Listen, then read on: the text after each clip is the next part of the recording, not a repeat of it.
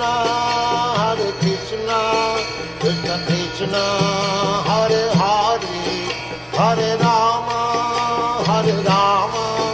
Rama Rama, Hare Hare. Jaya Radha Madhava Kunja Bihari. Jaya Radha Madhava Kunja Bihari. Gopi Jana Vallabha Girivaradhari. Gopi Jana Vallabha Girivaradhari. Gopi Jana Vallabha Girivaradhari. Gopi Jana Vallabha Girivaradhari. Yasodhanandana Brajajana Ranjana.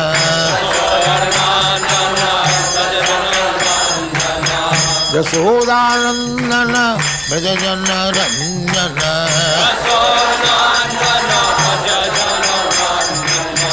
Yamuna Tira Banachari.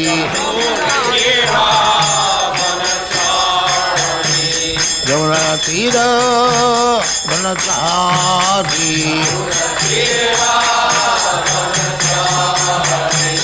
Jaya Radha Madhava Kunja Bihari.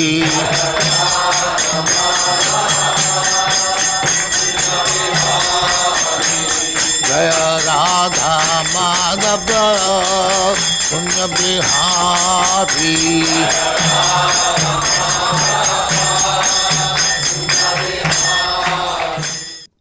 ओम नमो भगवते वासुदेवाय। ओम नमो भगवते वासुदेवाय। ओम नमो भगवते वासुदेवाय। ओम अज्ञानतिमिरान्धस्य ज्ञानाञ्जन शलाकया चक्षुरुन्मीलितं येन तस्मै श्री गुरुवे नमः। नमो विष्णुपदाय कृष्ण पृष्ठाय भूतले श्रीमते भक्तिवेदांत स्वामी नामदे। नमस्ते सारस्वती देवे गौरवाणी प्रचाले निर्विशेष शून्यवादी पाश्चात्य देशताणी। श्री कृष्ण चैतन्य प्रभु नित्यानंद श्री अद्वैत गदाधर शिवासादि गौर भक्तविंद। हरे कृष्ण कृष्ण कृष्ण हरे हरे, हरे राम राम राम हरे हरे। हरे कृष्णा। भगवद गीता प्राथमिक कोर्स के दूसरे दिन में आपका स्वागत है। मेरी आपसे विनती है कि अगर आपने पहले दिन का वीडियो नहीं देखा है तो पहले उस वीडियो को देख लीजिए, फिर दूसरे दिन के जो वीडियो है हमारा आज का देखिए। पहले दिन में हम समझे थे कि मनुष्य जीवन का लक्ष्य क्या है। मनुष्य जीवन का लक्ष्य है सनातन आनंद प्राप्त करना और दुखों से मुक्ति पाना। फिर हम आध्यात्मिक ज्ञान प्राप्त करने की पद्धति और हमारे जो ज्ञान का आधार था वो समझे थे। आज से हम जो भी ज्ञान लेंगे उसका जो आधार है वो आधार रहेगा भगवद गीता और श्रीमद् भागवतम। भगवद गीता में 5 विषयों का ज्ञान है। उनमें से आज हम प्रथम विषय पर चर्चा करेंगे, आत्मा का विज्ञान, साइंस ऑफ द सोल। यानी हम आज आत्मा के बारे में समझेंगे। आज का जो विषय है वो भगवद गीता के दूसरे अध्याय पर आधारित है। अगर आप इस विषय को विस्तार से समझना चाहते हैं तो भगवद गीता यथारूप का दूसरा अध्याय पढ़ सकते हैं। आज का विषय बहुत ही महत्वपूर्ण है कि हम शरीर नहीं बल्कि आत्मा है। हम अपने आप को शरीर समझते हैं लेकिन हम आत्मा हैं। तो हम जितनी भी धार्मिक क्रियाएं करते हैं वे भावुकता के स्तर पर हैं, उसका पूरा फल नहीं मिलेगा। और आत्मा के ज्ञान के बिना आध्यात्मिक जीवन का प्रारंभ भी नहीं होगा। आध्यात्मिक जीवन का प्रारंभ तभी होता है या तभी होगा जब हम ये समझेंगे कि हम शरीर नहीं बल्कि आत्मा है। इसलिए सबसे पहले हम आत्मा के बारे में समझेंगे। दूसरे दिन के विषय इस प्रकार है, हम कौन हैं, हम कहाँ से आए हैं, मृत्यु के बाद हम कहाँ जाएंगे, आत्मा शरीर में कहाँ रहती है, क्या आत्मा परमात्मा बन सकती है, हमारा धर्म क्या है, मतलब आत्मा का धर्म क्या है, मुक्ति के बाद आत्मा का क्या होता है, और हम क्यों दुखी हैं, हमारे दुख का मूल कारण क्या है। अत्यंत महत्वपूर्ण प्रश्न मैं कौन हूँ। जब हम किसी व्यक्ति को पूछते हैं भाई साहब आप कौन हैं, तो वो शरीर की पहचान देता है कि मैं रमेश हूँ, बॉम्बे में रहता हूँ, रेलवे में जॉब करता हूँ, मेरे घर में 2 बच्चे हैं, पत्नी है, माता पिता हैं इत्यादि। यह शरीर की पहचान है, हमारी वास्तविक पहचान नहीं है। ऐसे ही पूरा जगत इसी भ्रम में जी रहा है कि वो ये शरीर है, उसको अपनी असली पहचान के बारे में पता ही नहीं है। आज के विषय में हम यही समझेंगे कि हम ये शरीर नहीं बल्कि हम आत्मा है, और आत्मा शरीर से एक अलग तत्व है, एक चीज है। आत्मा और शरीर में प्राथमिक अंतर यह है, ये जो शरीर है वो जड़ है जबकि आत्मा चेतन है। शरीर में चेतना नहीं है, आत्मा चेतना से भरपूर है। शरीर बदलता है लेकिन आत्मा स्थिर रहता है। आत्मा बदलता नहीं है। शरीर नाशवान है ये, और आत्मा शाश्वत है। शरीर मृत है और आत्मा सक्रिय है। ये शरीर और आत्मा में बेसिक अंतर है। भौतिक दृष्टिकोण से देखा जाए तो हम ये शरीर है जो जड़ तत्वों से बने हैं। हम रसायन के एक थैले के सिवाय कुछ भी नहीं है, ये भौतिक दृष्टिकोण है। और मृत्यु के समय सब कुछ समाप्त हो जाता है। और आध्यात्मिक दृष्टिकोण से देखा जाए तो हम ये मांस और हड्डी से बने भौतिक शरीर नहीं है, हम आत्मा है जो इस शरीर रूपी पिंजड़े में कैद है। जब ये शरीर निष्क्रिय हो जाता है तब भी आत्मा मरता नहीं है। आत्मा को देखने का ये 2 दृष्टिकोण है। आगे हम आत्मा को अलग अलग दृष्टिकोण से समझने का प्रयास करेंगे।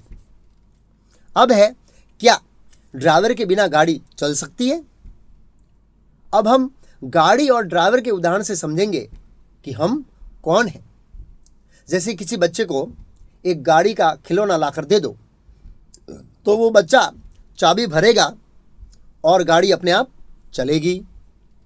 उसको देखकर बच्चा सोचेगा कि बाजार में जितनी भी गाड़ियां कांच बंद करके चल रही है वो अपने आप चल रही है, अपने आप चल रही है, उसमें कोई ड्राइवर नहीं है। क्यों? बच्चा ऐसा क्यों सोचता है? क्योंकि बच्चा अज्ञानी है। लेकिन जब बच्चा बड़ा हो जाएगा तब उसको ज्ञान होगा, तब वो समझ पाएगा कि ड्राइवर के बिना गाड़ी नहीं चल सकती, एक छोटा सा खिलौना चल सकता है। ऐसे ही जो लोग आध्यात्मिक दृष्टिकोण से अज्ञानी हैं वे लोग ऐसे ही सोचते हैं ये शरीर है, ये ऑटोमेटिक चलता है, उसमें कोई आत्मा नहीं है। लेकिन जो आध्यात्मवादी है, जिसको शास्त्र का ज्ञान है, वे जानते हैं कि शरीर के अंदर एक आत्मा बैठा है जो इस शरीर को क्या करता है? चलाता है। कई बार मैं इस प्राथमिक कोर्स में लोगों से पूछता हूं कि हम ड्राइवर हैं या गाड़ी, तो ज़्यादातर लोगों का जवाब होता है कि हम गाड़ी हैं। यही तो हमारी सबसे बड़ी समस्या है कि हम अपने आप को गाड़ी समझते हैं। हम गाड़ी नहीं है, वास्तव में हम ड्राइवर हैं जो इस शरीर को चला रहे हैं। उदाहरण के तौर पर मैं यहाँ बोल रहा हूँ, लेकिन अगर मेरे शरीर में से आत्मा निकल जाएगी तो ये शरीर ऐसे गिर जाएगा। ऐसे ही गाड़ी में से ड्राइवर बाहर निकल जाएगा, गाड़ी रोड पर से नीचे उतर जाएगी। ये समझना बहुत सरल है, बहुत सरल है। ज़्यादा बुद्धि लगाने की जरूरत नहीं है इसमें। जैसे ड्राइवर के बिना गाड़ी 1 इंच भी नहीं चल सकती, उसी तरह आत्मा के बिना ये जो शरीर है वो 1 क्षण भी नहीं चल सकता। आज हम इसी विषय के बारे में समझेंगे। अब हम 5 अलग अलग दृष्टिकोण से समझेंगे कि हम शरीर नहीं, कौन है? आत्मा है। आत्मा के अस्तित्व का वैज्ञानिक प्रमाण। तो पहला है सामान्य समझ, सहज समझ, चेतना, मृत्यु के नजदीक का अनुभव और पुनर्जन्म का विज्ञान। ये 5 दृष्टिकोण से हम समझेंगे कि हम शरीर नहीं, आत्मा है। पहला है सामान्य समझ अथवा कॉमन सेंस। वैज्ञानिकों ने व्यक्ति के मरने के बाद इस शरीर की कीमत मात्र 110 रुपया निकाली है। लेकिन हम देखते हैं कि जब कार का एक्सीडेंट होता है तो जो कार में व्यक्ति होता है उनको हम हॉस्पिटल ले जाने के लिए ज़्यादा महत्व देते हैं। और 25 लाख की कार तो रोड पर ही छोड़ देते हैं, उसको हम महत्व नहीं देते। क्यों हम 110 रुपये के शरीर को ज्यादा महत्व देते हैं? क्योंकि उसमें आत्मा है। यह एक सामान्य समझ है। दूसरी सामान्य समझ, जब किसी व्यक्ति की मृत्यु होती है तब हम कहते हैं कि रमेश बी की मृत्यु होती है या रमेश बी मर गए, उनकी मृत्यु हो गई, वह चल बचा। तो कौन चला गया? रमेश भाई चले गए? अरे रमेश बी का पूरा शरीर तो वहीं पर पड़ा है, कुछ भी कम नहीं हुआ। जब कोई व्यक्ति प्राकृतिक रूप से मरता है तो शरीर में से कुछ भी कम नहीं होता है। शरीर के सभी अंग ऐसे ही रहते हैं जो हम अपनी आंखों से देखते थे। वो तो ऐसा का ऐसा शरीर पड़ा है, लेकिन एक ऐसी अदृश्य शक्ति उसमें से निकल जाती है और वो हम अपनी आंखों से नहीं देख सकते थे। वो कौन चली गई? वो थी रमेश भाई की आत्मा, वो अंदर से निकल गई। वास्तव में जीवन का स्रोत आत्मा है, वो चली गई है, इसलिए व्यक्ति की मृत्यु हुई, ऐसा कहा जाता है। जब शरीर में से आत्मा निकल जाती है तो उसे मृत्यु कहा जाता है। जब आत्मा शरीर के संपर्क में आती है तब उसको जन्म कहा जाता है। निर्जीव और सजीव में अंतर कीजिए, आपको स्पष्ट पता चल जाएगा। यह एक सामान्य समझ है जो आत्मा को समझने का एक दृष्टिकोण है। अब एक प्रश्न होता है कि मृत्यु के बाद हम कहां जाएंगे? समाज में एक बात सामान्य है, जब कोई व्यक्ति मर जाता है तो लोग फोटो के नीचे बड़ी आसानी से लिख देते हैं स्वर्गवास। क्या वो सही में स्वर्ग गया है? अगर आप श्रीमद् भागवतम का 5वां स्कंद पढ़ेंगे तो आपको स्पष्ट पता चल जाएगा कि वो कहाँ गया है। फिर आप फोटो के नीचे लिखेंगे नहीं, अगर लिखेंगे तो सही लिखेंगे। तो शास्त्र कहते हैं कि मृत्यु के बाद हम सामान्य रूप से 3 जगह पर जाते हैं। 3 जगह विस्तार से मैं ओयू कोर्स और एडवांस कोर्स में समझाऊंगा कि हम 3 जगह कौन कौन सी जाते हैं। इस कलयुग में 99% लोग नरक में जाते हैं। क्यों? क्योंकि पाप कर्म करते हैं। नरक वालों को यमदूत लेने के लिए आते हैं। जो लोग पुण्य कर्म करते हैं वे स्वर्ग लोग जाते हैं। स्वर्ग लोग वालों को देवदूत लेने के लिए आते हैं। जो लोग भगवान का भजन करते हैं और भगवान की भक्ति करते हैं वे लोग मृत्यु के बाद वैकुंठ धाम में या गोलोक वृंदावन में जाते हैं, अर्थात सनातन धाम को प्राप्त करते हैं। वैकुंठ वालों को विष्णुदूत लेने के लिए आते हैं। तो ये हुई मृत्यु के बाद हमारी 3 गति, पाप, पुण्य और भक्ति की परिभाषा हम चौथे दिन में चर्चा करेंगे। चौथे दिन में मैं समझाऊंगा। अब हम समझेंगे कि किस आधार पर हमको अगला शरीर मिलता है। हमारा जो शरीर है वो अगला किस आधार पर मिलता है, मृत्यु के बाद हम कहाँ जाएंगे। यं यं वाविस्मरन् भावं त्यजत्यन्ते कलेवरं तं तमेवैति कौन्तेय सदा तद्भावभावितः।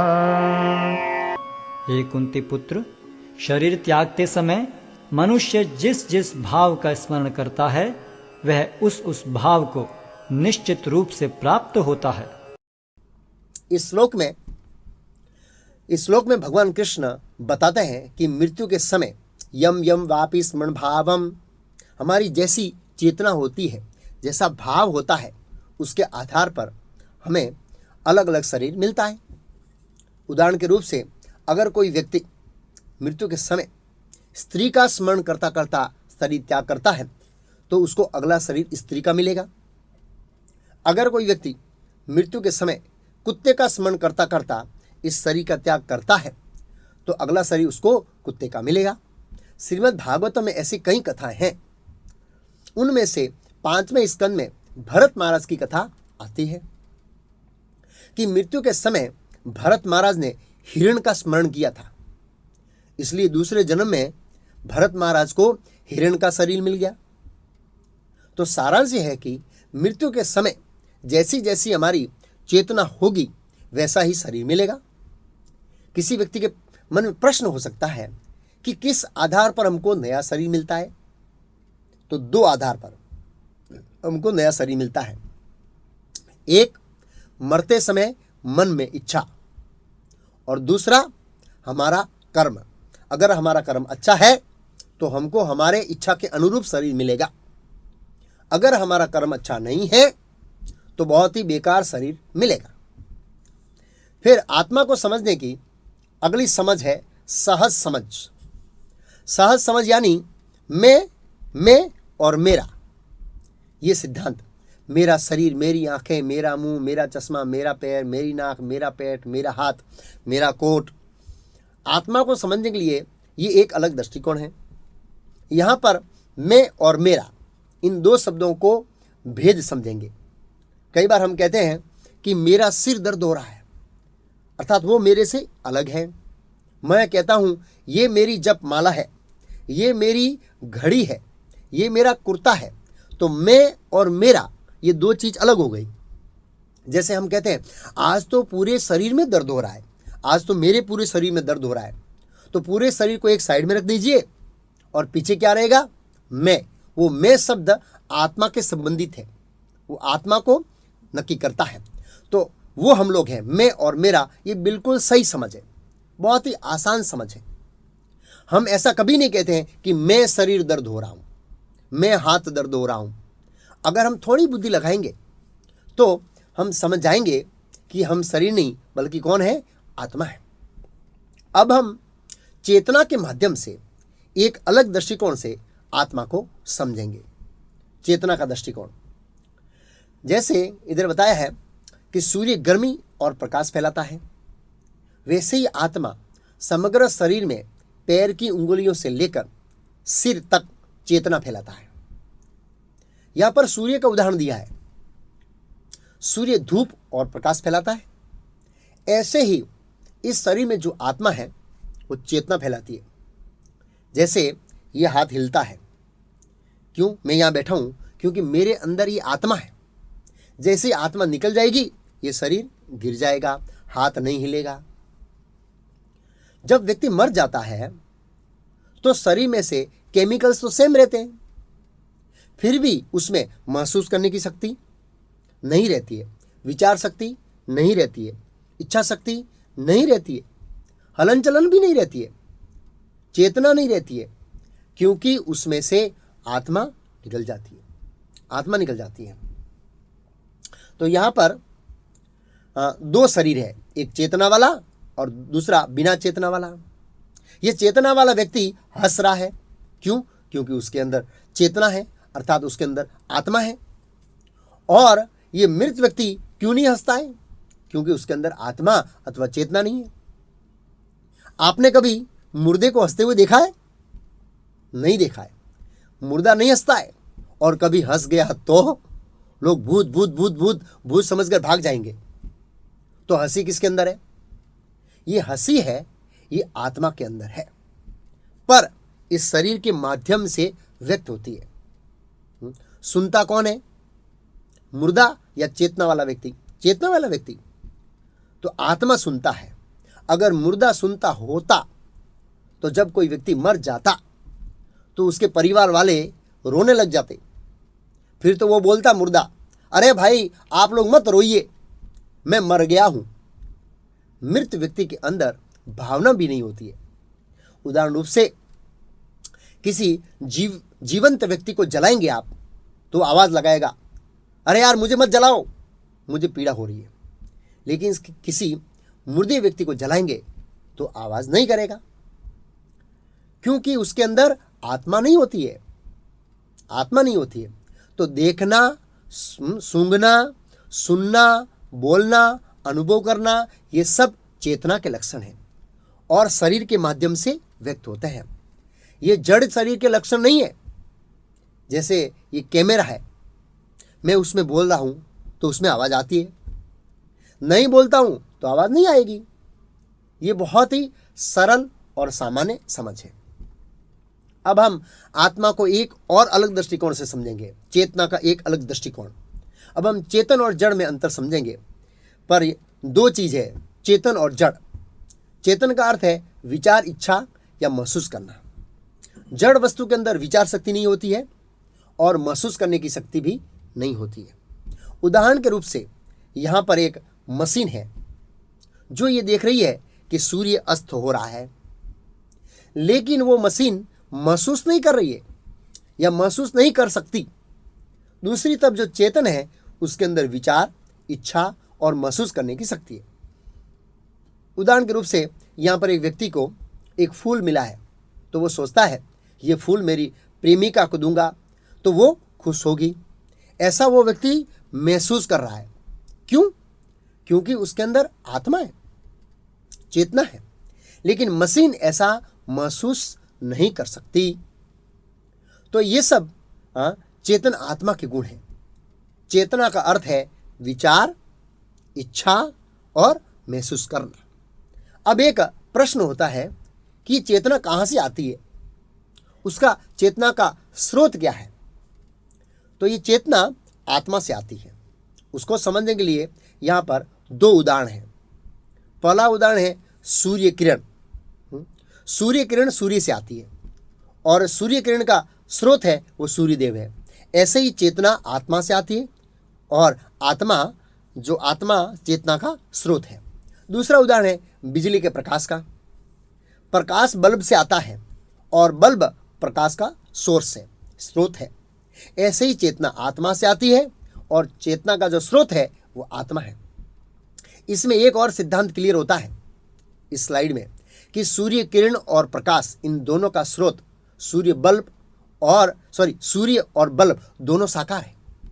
ऐसे ही चेतना का जो स्रोत आत्मा है वो साकार है, निराकार नहीं है। अब हम चेतना को एक और अलग दृष्टिकोण से समझेंगे कि जड़ और चेतन में क्या अंतर है। वो दृष्टिकोण है, क्या मनुष्य मात्र एक शक्तिशाली कंप्यूटर या रोबोट ही है, उसमें कुछ विशेष है या? इस स्लाइड में दो फोटो है। एक साइड में कैमरा सेट किया हुआ है और दूसरी साइड में जज लोग बैठे हैं। एक स्टेज पर सांस्कृतिक कार्यक्रम हो रहा है, बच्चे लोग डांस कर रहे हैं। कैमरा लेंस से देखता है और माइक से सुनता है। जज लोग आंख से देखते हैं और कान से सुनते हैं। देखने और सुनने में दोनों एक समान है, कैमरा और जज। अगर कैमरे को आप कहेंगे तो आपको फॉरवर्ड करके बताएगा कि उसने क्या देखा और क्या सुना। ऐसे ही जज लोग बता देंगे कि उन्होंने क्या देखा और क्या सुना। लेकिन जब ये निर्णय लेने का समय आएगा कि अच्छा डांस किसने किया, तो कैमरा जवाब नहीं देगा। क्यों? क्योंकि वो जड़ है, उसके अंदर महसूस करने की शक्ति नहीं है। उसको आप जैसे चलाएंगे वैसे ही वो चलेगा। लेकिन जजों के अंदर एक आत्मा बैठा है जो महसूस करता है कि किसने अच्छा डांस किया और किसने अच्छा डांस नहीं किया। तो ये एक दृष्टिकोण है आत्मा को समझने के लिए कि आत्मा जड़ पदार्थ नहीं है बल्कि चेतन तत्व है, चेतना है। अब हम मृत्यु के नज़दीक के अनुभव को समझेंगे कि आत्मा इस शरीर में कहाँ रहती है। आत्मा कहाँ रहती है? मृत्यु के नज़दीक का अनुभव। श्रीमद् भागवतम के 6ठे स्कंद में अजामिल की कथा आती है। ये जो फोटो दिख रहा है ना, वो अजामिल की कथा का फोटो है। शायद आपने ये कथा सुनी होगी। विस्तार से मैं इस कथा को ओवरव्यू कोर्स अथवा एडवांस कोर्स में कहूँगा। अभी मैं संक्षिप्त में कहूँगा। अजामिल नामक एक ब्राह्मण था। अपने ब्राह्मण के कर्तव्य करता था। एक दिन वो जंगल में लकड़ी और फूल लेने गया। उसने एक शूद्र और वेश्या को आलिंगन करते हुए देखा तो उसके हृदय में काम वासना जागृत हो गई। हालांकि वो शादीशुदा था तो भी वो वेश्या को घर में ले आया। अपनी पत्नी और पिताजी को घर से निकाल दिया और वेश्या के साथ रहकर खूब पाप कर्म करने लगा। लूटमार, चोरी करना, डाका डालना इत्यादि। तब तक उसकी मृत्यु का समय आ गया। उसके सबसे छोटे बच्चे का नाम था नारायण और अजामिल की आसक्ति उस छोटे बच्चे में बहुत ज़्यादा थी। इसलिए वो खाते पीते उठते बैठते नारायण नारायण नारायण नारायण बोलता था। अजामिल पापी होने के कारण मृत्यु के समय यमराज के दूत यमदूत उसको लेने के लिए आए। जब अजामिल ने यमदूतों को देखा तो भयभीत हो गया। हम कई बार देखते हैं कि व्यक्ति जब मरता है तो मृत्यु के समय वो बिस्तर में ही मलमूत्र कर देता है। क्यों? क्योंकि वो आखिरी समय में यमदूतों को देखता है। यमदूत बड़े भयंकर होते हैं। अजामिल ने यमदूतों को देखा तो अपने छोटे बच्चे नारायण को पुकारा, नारायण नारायण नारायण। तभी भगवान विष्णु के पार्षद विष्णुदूत तुरंत वहां आए और उन्होंने बड़ी गर्जना के साथ कहा, सावधान, रुक जाओ।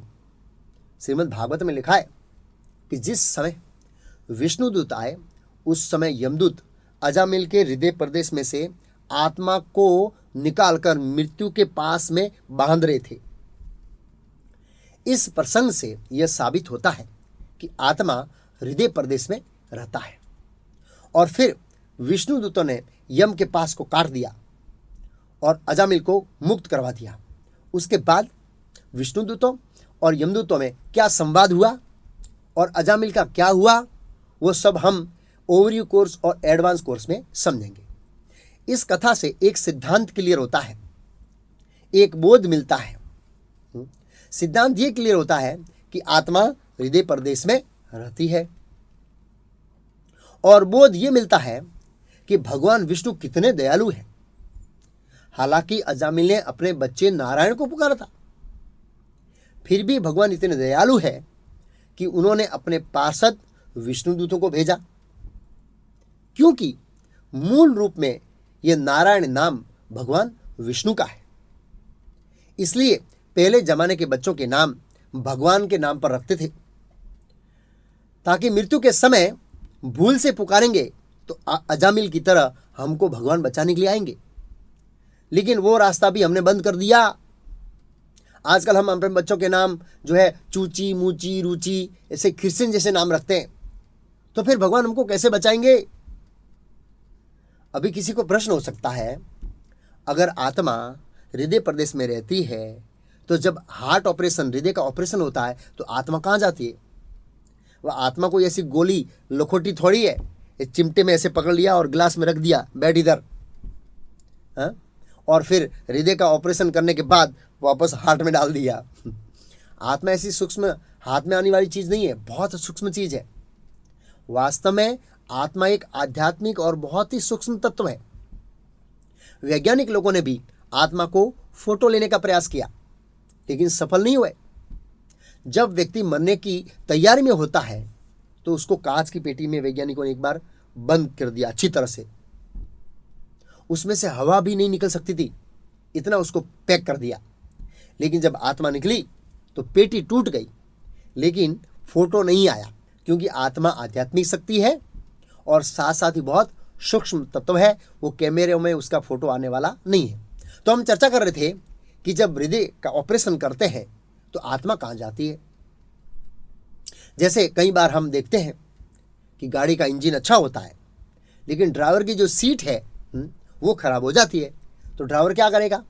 बाहर निकलेगा, सीट रिपेयरिंग कराएगा और वापस बैठकर गाड़ी चलाएगा। जब तक इंजन खराब नहीं होगा तब तक वो गाड़ी चलाएगा।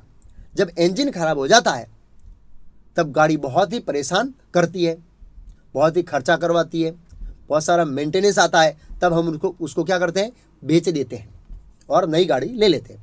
ऐसे ही जब ये शरीर बहुत मेंटेनेंस मांगता है, खास करके बुढ़ापे में एक के बाद एक रोग आता है, तब समझना चाहिए कि यह आत्मा शरीर को बदलने वाली है और दूसरा नया शरीर लेने वाली है।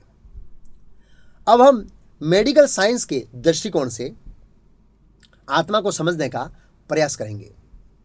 विदेश में लोग आत्मा के अस्तित्व को नहीं मानते, लेकिन मेडिकल साइंस में उन लोगों को आत्मा का अनुभव हुआ है। विदेशी लोगों की समझ ऐसी है कि जब तक व्यक्ति का मगज चलता है, ब्रेन, तब तक व्यक्ति जिंदा है। और जब मगज चलना बंद हो जाता है, ब्रेन चलना बंद हो जाता है, तो व्यक्ति की मृत्यु हो जाती है। ऐसी उनकी समझ है वेस्ट में। लेकिन उन्होंने अनुभव किया है, हार्ट ऑपरेशन के दरमियान मशीन के अंदर मगज के जो ब्रेन के वेव्स है वो रेड कलर 0 बताता है। फिर भी ये लोग ऑपरेशन करते हैं और व्यक्ति जिंदा होता है और कहता है कि आपने मुझे यहाँ से काटा, ऐसा किया, ऐसा हुआ। ऐसा उनको 11 से 14% का अनुभव है। तो ये याद कौन रखता है? यह याद आत्मा रखता है। जब हार्ट ऑपरेशन होता है तब आत्मा शरीर में से बाहर निकल जाती है। इस फोटो को ध्यान से देखिए। हार्ट ऑपरेशन के ऊपर कोई व्यक्ति देख रहा है। ये ओरिजिनल फोटो नहीं है, लेकिन आत्मा का पेंटिंग किया हुआ। ये सिद्धांत समझाने के लिए, इस सिद्धांत को समझाने के लिए आत्मा का ऐसे पेंटिंग किया है कि आत्मा बाहर निकलकर देख सकते हैं उसको। ये मेडिकल साइंस का अनुभव है। ये लोग इसको आउट ऑफ बॉडी एक्सपीरियंस कहते हैं, मीन्स शरीर के बाहर का अनुभव, ऐसा कहते हैं। इसके बारे में एक बहुत अच्छा वीडियो है, आप इस वीडियो को ध्यान से देखिए। In Germany, Christina's doctors are also losing their battle. Her heart will not restart. She has just minutes before her brain too shuts down. Es wurden Defibrillationsschocks. We were trying to jumpstart her heart with a defibrillator. Zum Schlagen zu bringen. Gleichzeitig And we gave her several drugs. Seite mehrere Medikamente. Der Patientin hatte zu viel Blut. The patient had lost too much blood. Her organs weren't getting enough. Wo kein Mensch und ich am wenigsten We really didn't think we could save her. erfolgreich sein können. Because Christina's heart has stopped pumping, many would consider her dead. Yet something seems to be happening with her mind.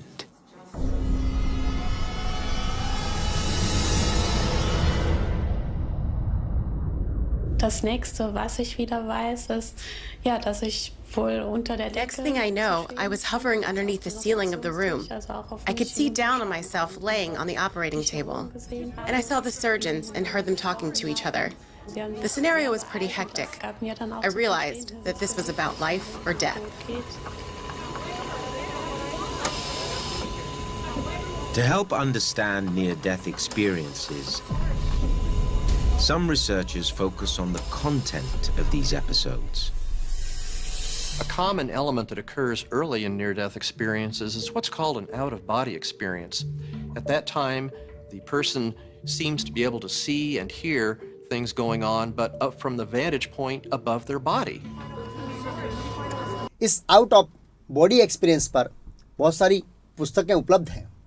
इस शरीर के बाहर का अनुभव समझने के लिए एक और दृष्टिकोण है।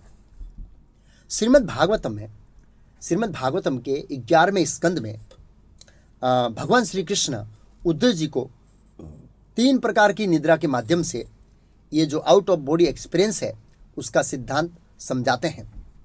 उसमें 3 प्रकार की जो निद्रा है, उसमें पहली निद्रा है जिसको सपन अवस्था कहते हैं, जिसमें सपना आते हैं। हमारे घर का मुख्य दरवाज़ा बंद है और हमारे बेडरूम का दरवाज़ा बंद है, फिर हम अपनी पत्नी और बच्चों के साथ सो जाते हैं।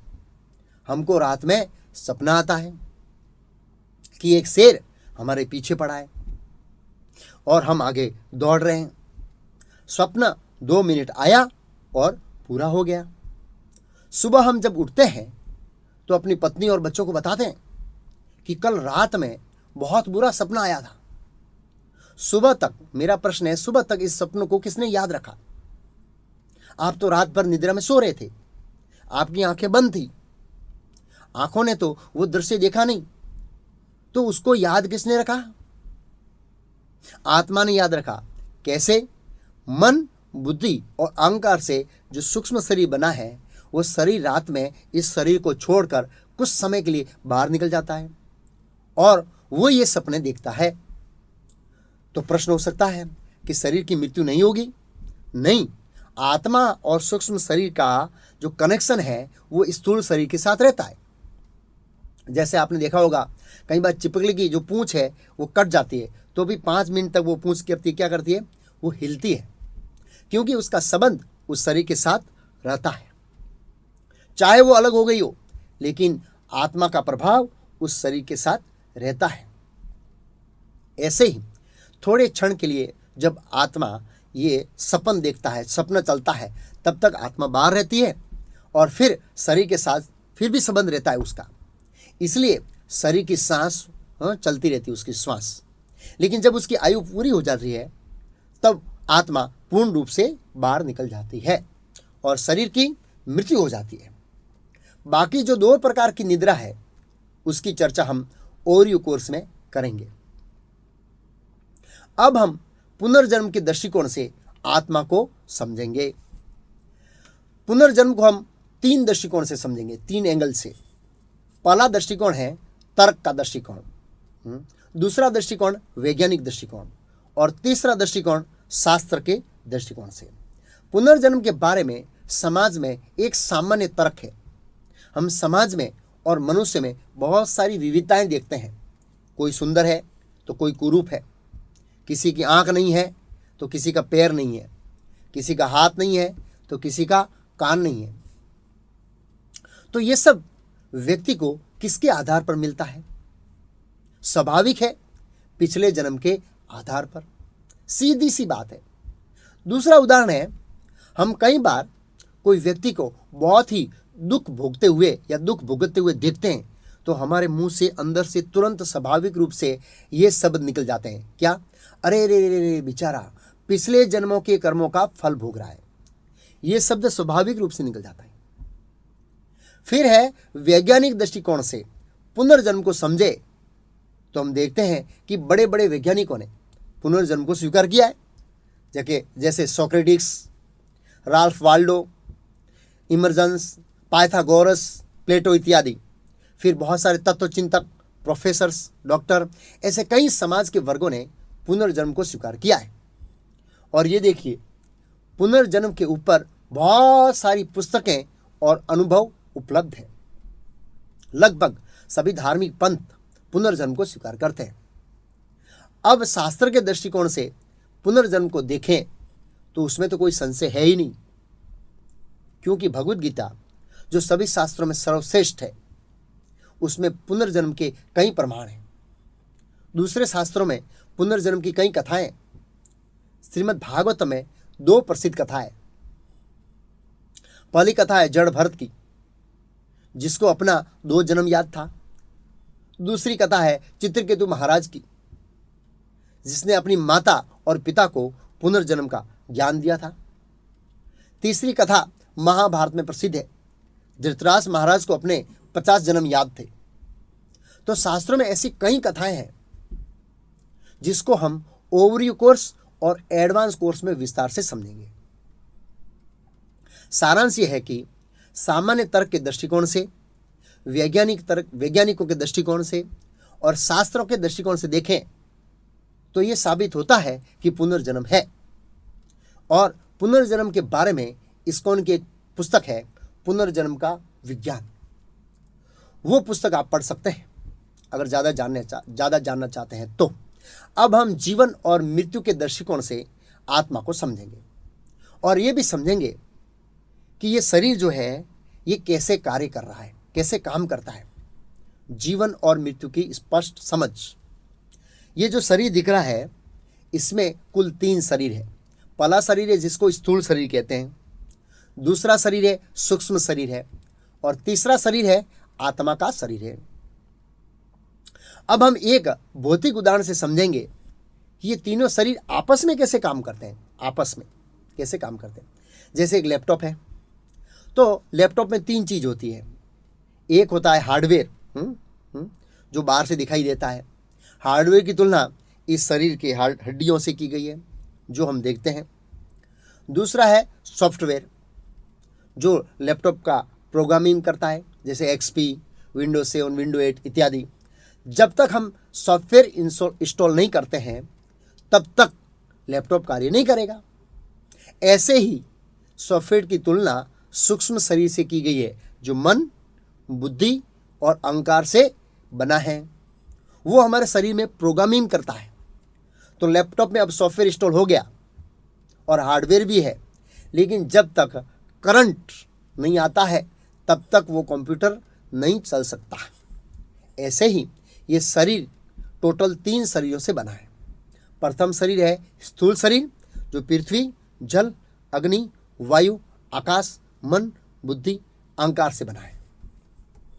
8 सूक्ष्म शरीर और स्थूल शरीर। तीसरा शरीर है सत, चित्त और आनंद से बना है, अर्थात आत्मा है वो सत, चित्त और आनंद से बना है आत्मा। तो कंप्यूटर में सॉफ्टवेयर है और हार्डवेयर दोनों है, लेकिन अगर उसमें आत्मा नहीं होगी, मीन्स करंट नहीं होगा इस शरीर में, तब तक ये शरीर नहीं चल सकता। सूक्ष्म शरीर में 3 तत्व है, मन, बुद्धि और अहंकार। इन तीनों का एक शरीर अलग कार्य करता है। जैसे कंप्यूटर में पावर पॉइंट है, फोटोशॉप है, कोल्ड्रो है, एक्सेल है, इन सब का अलग अलग फंक्शन होता है। ऐसे ही मन, बुद्धि और अहंकार का अलग अलग फंक्शन रहता है, अलग अलग कार्य रहता है इस शरीर के अंदर। तो सबसे पहला है मन। मन के 3 कार्य हैं, सोचना, अनुभव करना और इच्छा करना।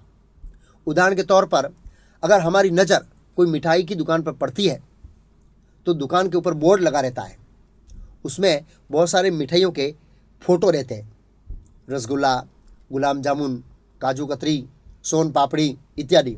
जब हम वो देखते हैं तो जो पहले गुलाब जामुन खाए थे, मन उसके स्वाद को अनुभव करता है। गुलाब जामुन बहुत मीठे हैं, और फिर मन क्या करता है, उसके बाद अनुभव करने के बाद इच्छा करता है, ये गुलाब जामुन मुझे खाना है। फिर मन बुद्धि को ऑर्डर देता है, फिर बुद्धि हाथ को ऑर्डर देती है, जेब में हाथ डाल और पैसे निकाल, ले भाई 300 रुपये, 1 किलो काजू कतरी दे दे, और फिर वो खाता है। ये हुआ मन का कार्य। इसको शास्त्र के प्रमाण देने की कोई ज़रूरत नहीं है। अगर आप कोई मिठाई की दुकान पे जाएंगे तो आपको इसकी अनुभूति अपने आप हो जाएगी, अपने आप। एक दिन कभी कर लेना। फिर है बुद्धि। बुद्धि का कार्य है निर्णय करना, क्या अच्छा है क्या बुरा है। अब बुद्धि के भी कुछ स्तर होते हैं, स्तर, उसके अनुसार बुद्धि निर्णय करती है कि क्या अच्छा है और क्या बुरा है। बुद्धि की 4 स्तर बताए गए हैं, first class, second class, third class और फोर्थ क्लास। ये भेद किस आधार पर करते हैं? उदाहरण के लिए उसका एक उदाहरण है, स्कूल में टीचर सब बच्चों को एक समान पढ़ाते हैं, लेकिन कोई स्टूडेंट 90% लाता है, कोई 70% लाता है, कोई 50% लाता है और कोई फेल हो जाता है। इसका क्या कारण है?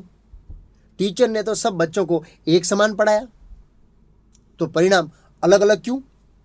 क्योंकि स्टूडेंट की बुद्धि का स्तर अलग अलग है।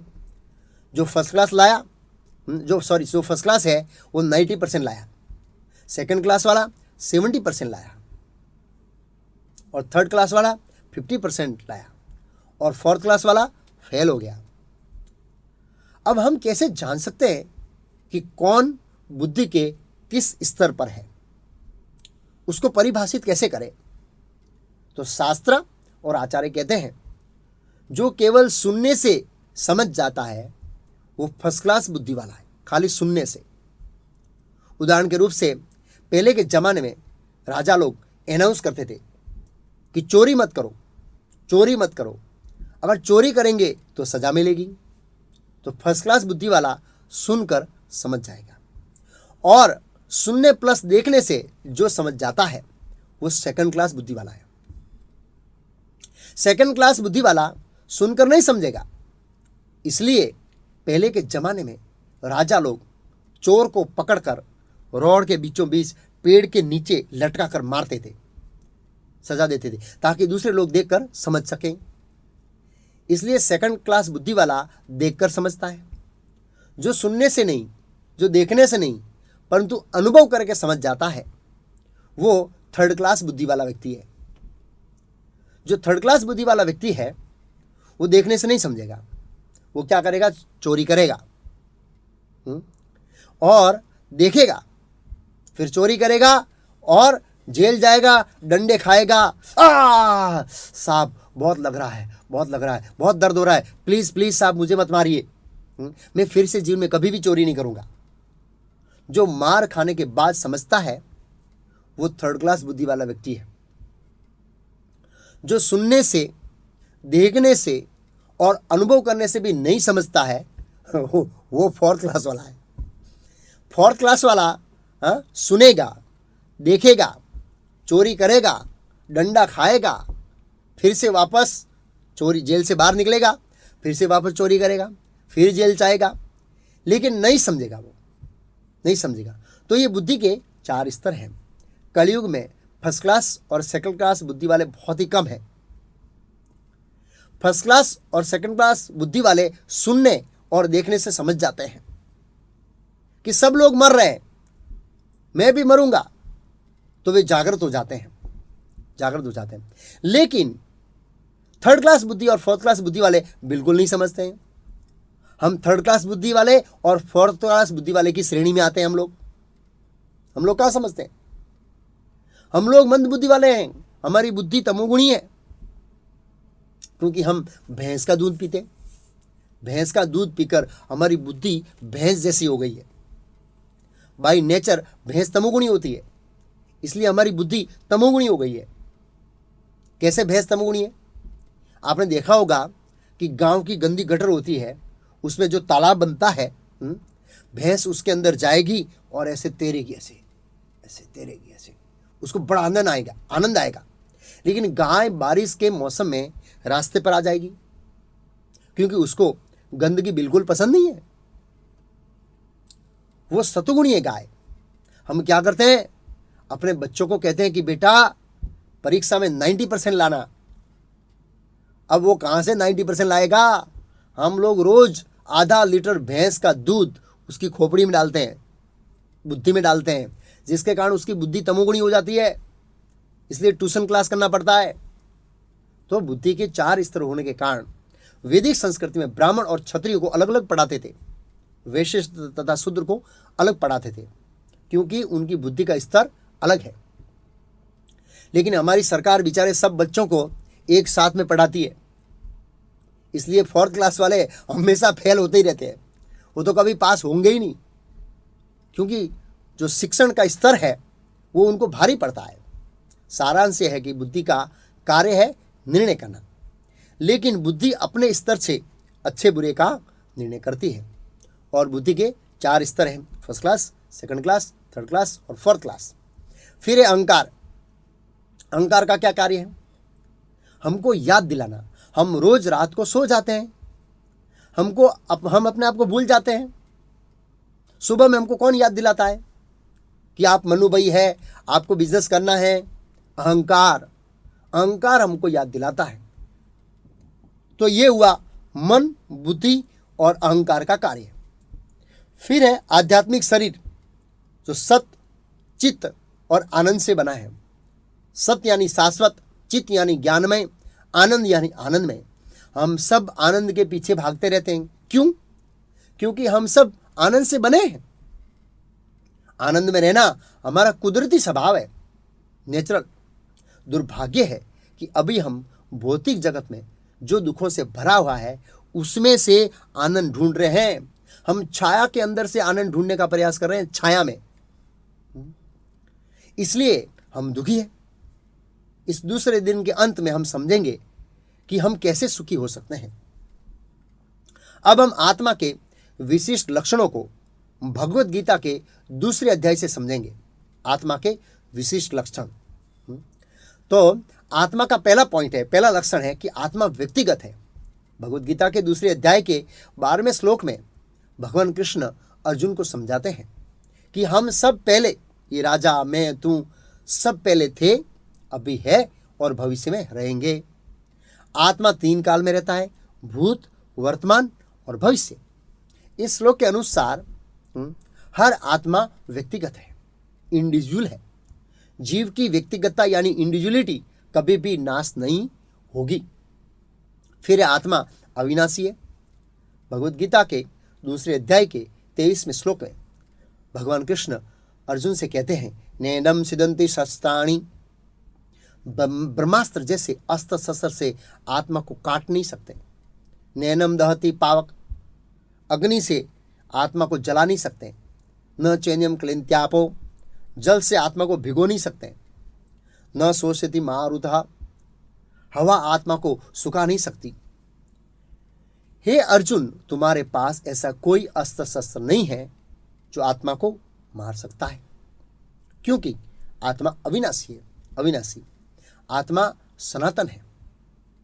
भगवद गीता के 2 अध्याय के 23वें श्लोक में भगवान कहते हैं कि आत्मा सनातन है। सनातन का अर्थ है बिगिनिंगलेस, एंडलेस, जिसकी कोई शुरुआत नहीं होती है, जिसका कोई अंत नहीं होता है। हम करोड़ों वर्षों से है। कोई तर्क कर सकता है कि कभी तो आत्मा की शुरुआत हुई होगी, लेकिन शास्त्र में ऐसी कोई तिथि नहीं है। हम करोड़ों वर्षों से है। पहले हम आध्यात्मिक जगत में थे, अभी हम भौतिक जगत में हैं, और इस बात पर हमको विश्वास नहीं हो रहा है कि हम करोड़ों सालों से हैं। क्यों विश्वास नहीं हो रहा है? क्योंकि हमने इस भौतिक जगत में हर चीज की शुरुआत देखी है और हर चीज का अंत देखा है। इसलिए हमें ये यकीन नहीं हो रहा है कि आत्मा कैसे सनातन हो सकता है या सनातन हो सकती है। लेकिन हम ऐसा महसूस करते हैं कि हम मरना नहीं चाहते। इससे हम समझ सकते हैं कि आत्मा ओरिजिनली, ये आत्मा का मूल स्वभाव है कि आत्मा मरना नहीं चाहती, क्योंकि आत्मा की कभी मृत्यु नहीं होती है। इस शरीर की मृत्यु होती है। फिर आत्मा का सच्चिद आनंद का स्वरूप है, जो हमने पीछे की स्लाइडों में चर्चा किया था। आत्मा का जो स्वरूप है सच्चित और आनंद में है। आत्मा हृदय प्रदेश में रहती है, वो हमने पीछे अजामिल की कथा में समझा। आत्मा का आकार यानी आत्मा का रूप है, वो हम आगे के श्लोकों में, आगे की स्लाइड में समझेंगे। आत्मा क्या करती है? शरीर बदलती है, वो भी हम आगे समझेंगे। फिर है जड़ पदार्थ रूपहीन है, आत्मा जड़ पदार्थ को रूप देती है। समाज में एक गलत समझ है कि आत्मा का कोई आकार नहीं है। आत्मा का स्वरूप है और आत्मा जड़ पदार्थ को रूप देती है। इस स्लाइड में 3 चीजें हैं, जड़ पदार्थ, आत्मा प्लस जड़ पदार्थ और खाली जड़ पदार्थ। तो जड़ पदार्थ तथा जो है वो पुरुष का वीर्य और स्त्री का रज, इनका कोई रूप नहीं होता है। लेकिन स्त्री के गर्भ में जब आत्मा प्रवेश करती है तब वह शरीर बनता है और बढ़ना शुरू होता है, अर्थात उसका आकार बनता है। इससे यह साबित होता है कि आत्मा का आकार है। जैसे हाथ के जो मोजे हैं बनाने के लिए दर्जी के पास जाएंगे तो दर्जी हाथ का नाप लेगा और उसके आधार पर वो मोजे का आकार देगा। ऐसे ही आत्मा का जो आकार है वो उस शरीर के आकार के ऊपर से इस शरीर का आकार आत्मा के आकार से बनता है, इसका रूप बनता है। आत्मा निराकार नहीं है, आत्मा का आकार है। ओरिजिनली आत्मा का आकार इस शरीर जैसा है, ये जो दिख रहा है इसका। भगवान के धाम में हमारा आध्यात्मिक ऐसा ही शरीर सत, चित्त और आनंद से बना शरीर है, वो वैसा ही है, मनुष्य जैसा शरीर जैसा ही है। इस विषय को हम ओवरव्यू कोर्स और एडवांस कोर्स में विस्तार से समझेंगे। जब इस शरीर में से आत्मा निकल जाती है तब व्यक्ति मर जाता है और हम शरीर को शमशान में जला देते, तब उसका रूप, इस शरीर का रूप है वो नष्ट हो जाता है। तो पहले रज और वीर्य का रूप नहीं था, स्त्री के गर्भ में आत्मा ने प्रवेश किया और फिर इस शरीर का रूप बना, और मृत्यु के समय आत्मा इस शरीर में से निकल जाती है तो फिर ये शरीर राख बन जाता है और इसका जो रूप है वो चला जाता है। इसका मतलब यह है कि जड़ पदार्थ के पास रूप नहीं है, आत्मा के पास रूप है और आत्मा जड़ पदार्थ को रूप देती है। उदाहरण के रूप से ये पूरा भौतिक जगत, इसको किसने रूप दिया है? जैसे बिल्डिंग का रूप है, पंखे का रूप है, घड़ी का रूप है, टीवी का रूप है, सोफे का रूप है।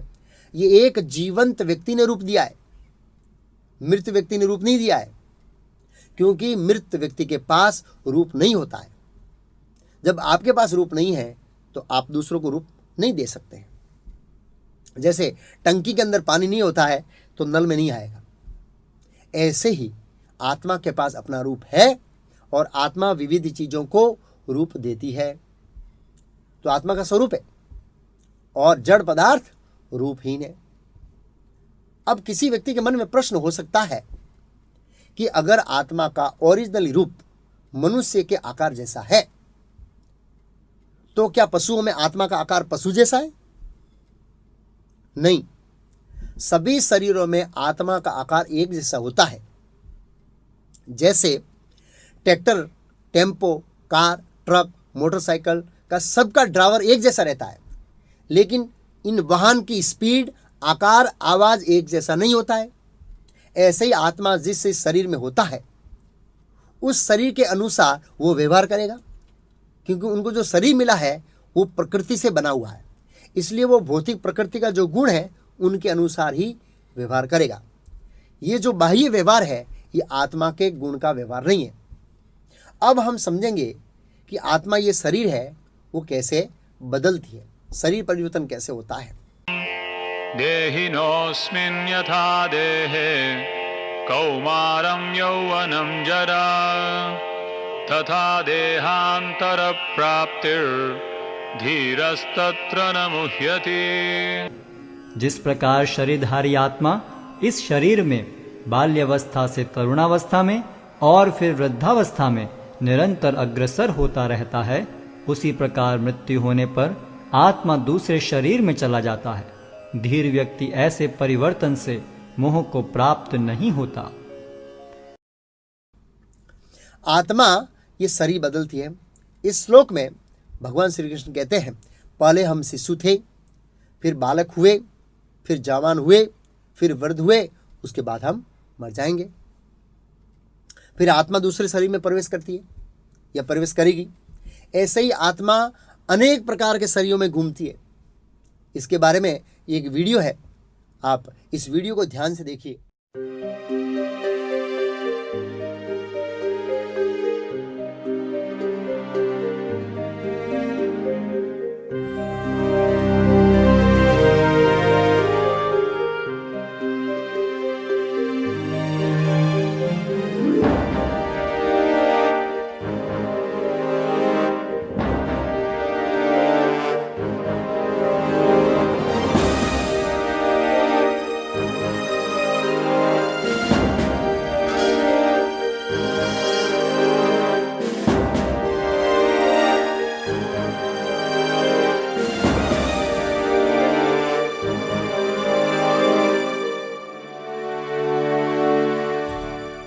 आगे भगवान कृष्ण कहते हैं, वांसांसि जीर्णानि यथा विहाय नवीनानि ग्रहाणि नरोपराणि तथा शरीराणि विहाय जीर्णान्य अन्यानि संयाति नवीनानि देहि।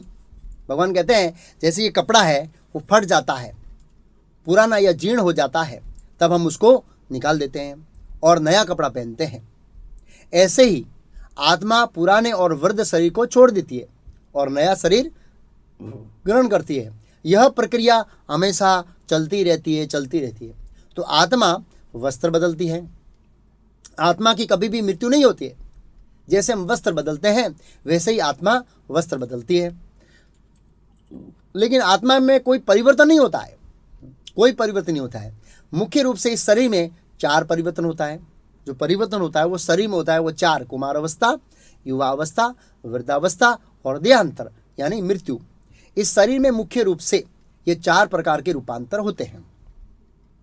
अब हम समझेंगे कि भगवान ने इस आत्मा के लिए कितने प्रकार के वस्त्र बनाए, अर्थात कितने प्रकार के आत्मा के लिए इस भौतिक जगत में शरीर बनाए। शरीर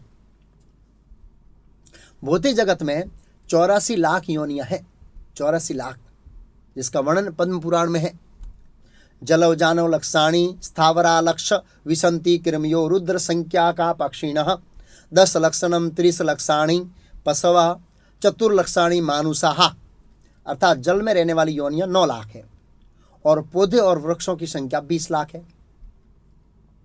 कीड़ों तथा सरीप सर्पों की संख्या 11 लाख है और पक्षियों की संख्या 10 लाख है और पशुओं की संख्या 30 लाख है और मनुष्यों की संख्या 4 लाख है। आपके घर में कितने जोड़ी कपड़े हो सकते हैं? कितने जोड़ी शूज हो सकते हैं आपके घर में? 50 से 100। लेकिन इस श्लोक के अनुसार भगवान ने 84 लाख प्रकार के कपड़े आत्मा के लिए बनाए। किसी के मन में प्रश्न हो सकता है कि इतने सारे वस्त्र क्यों बनाए, क्या आवश्यकता थी? क्योंकि हमने ऑर्डर दिया था।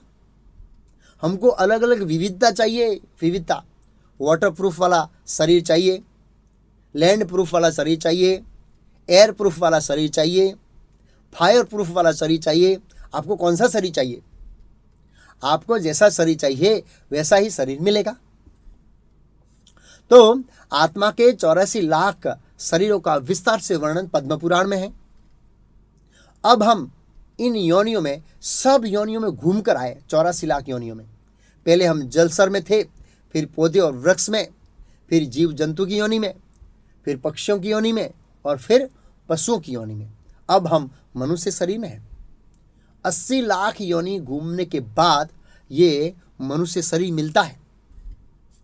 ये मनुष्य जीवन अत्यंत दुर्लभ है, इसका सदुपयोग करना चाहिए। अगर भूल से भी वापस 80 लाख योनि में चले गए तो मनुष्य शरीर में आने के लिए करोड़ों साल लग जाएंगे। किसी को प्रश्न हो सकता है कि इतनी सारी योनियां कहां पर है भाई, हमने तो नहीं देखी। मेरा प्रश्न है, हमने तो क्या देखा है? मात्र छोटा सा भारत, छोटा सा भारत। वर्ल्ड मैप में भारत का नक्शा एकदम छोटा सा दिखता है। फिर ये पूरी पृथ्वी है, फिर ये पूरा भूमंडल है, फिर इस ब्रह्मांड में 14 लोक है, और यह सबसे छोटा ब्रह्मांड है। इससे भी बड़े बड़े ब्रह्मांड है। ऐसे ऐसे करोड़ों ब्रह्मांड कारण सागर में तैरते रहते हैं। उन करोड़ों करोड़ों ब्रह्मांड की योनियों को मिलाकर 84 लाख योनियां होती है, और उसमें 4 लाख मनुष्य आते हैं।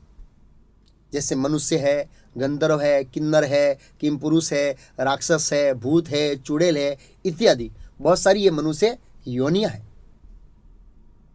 अब हम सभी योनियों का थोड़ा सा सैंपल अथवा नमूना देखेंगे।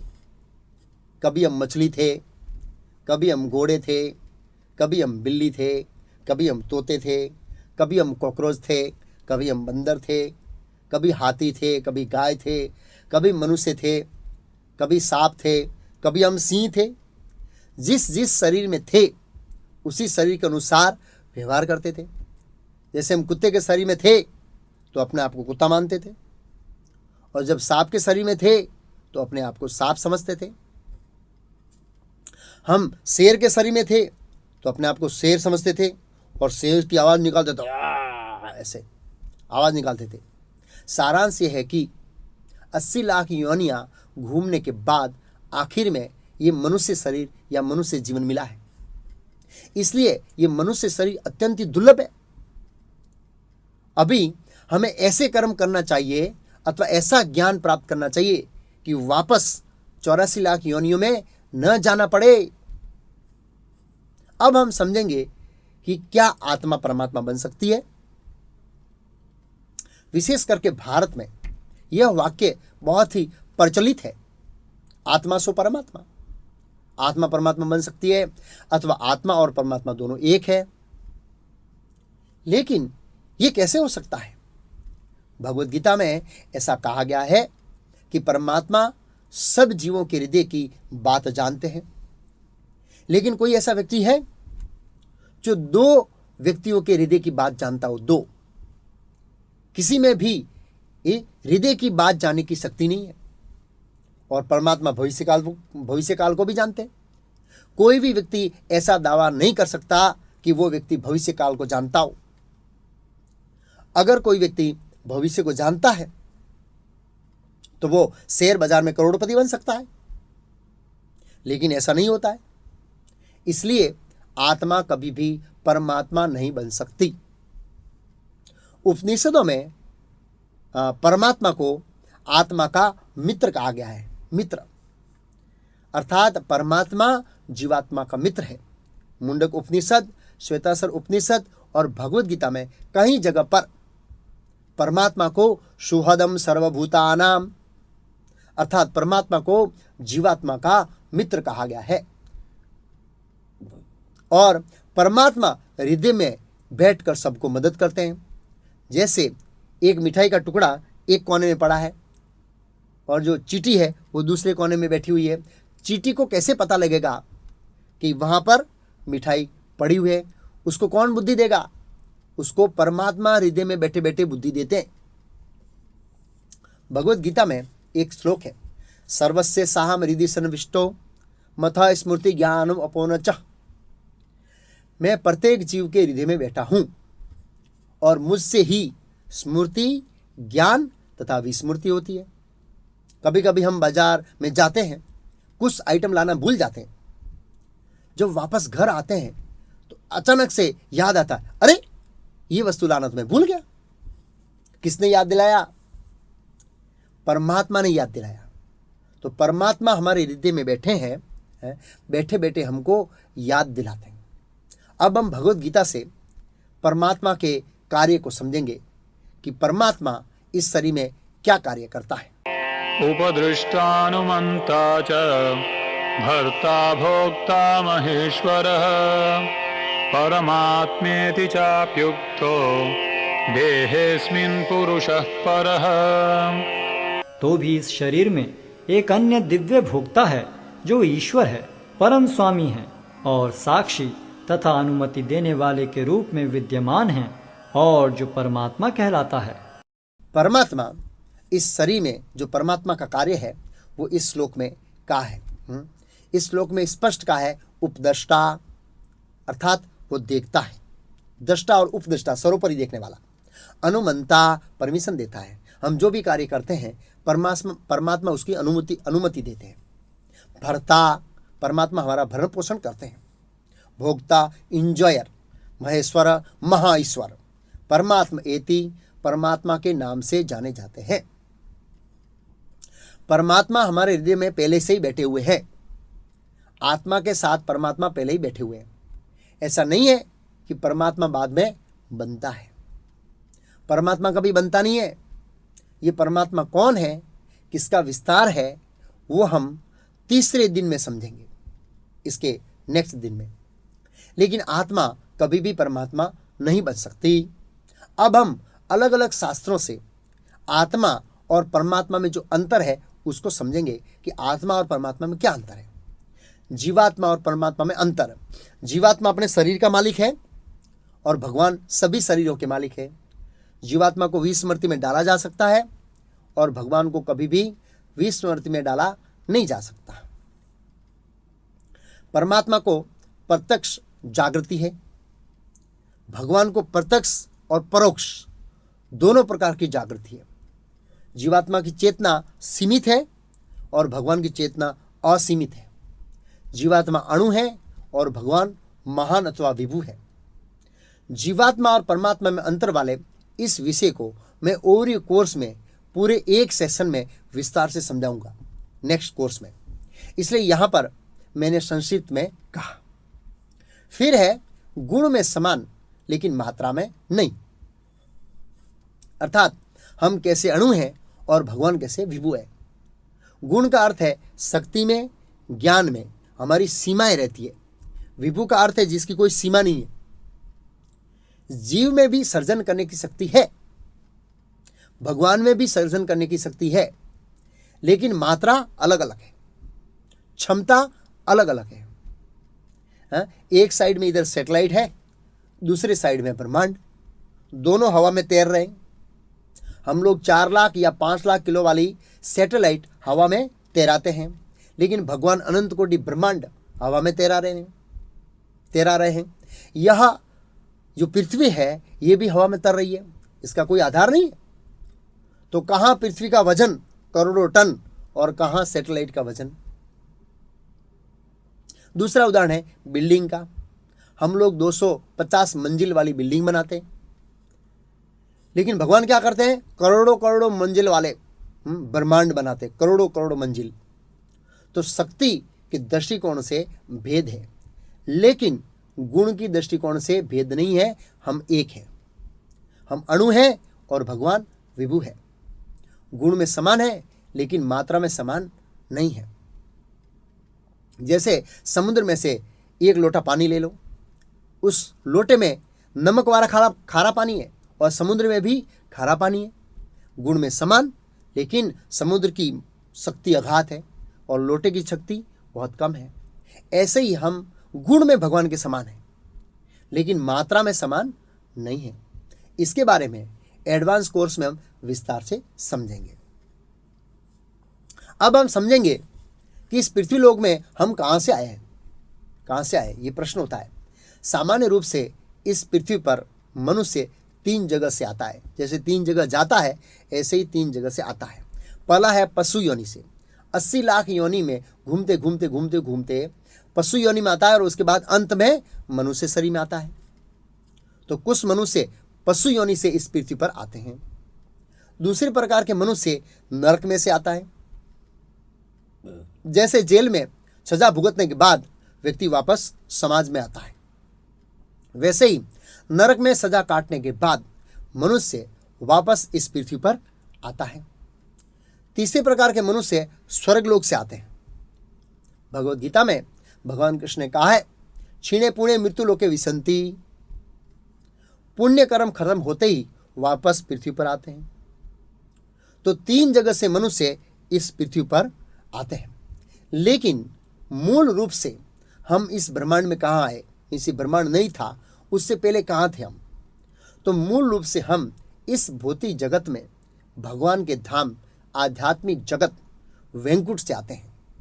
किसी के मन में प्रश्न हो सकता है कि वहां से हम यहां क्यों आए, कैसे आए? जैसे कोई सरकार के नियमों का पालन नहीं करता है तो सरकार उसको जेल में भेज देती है।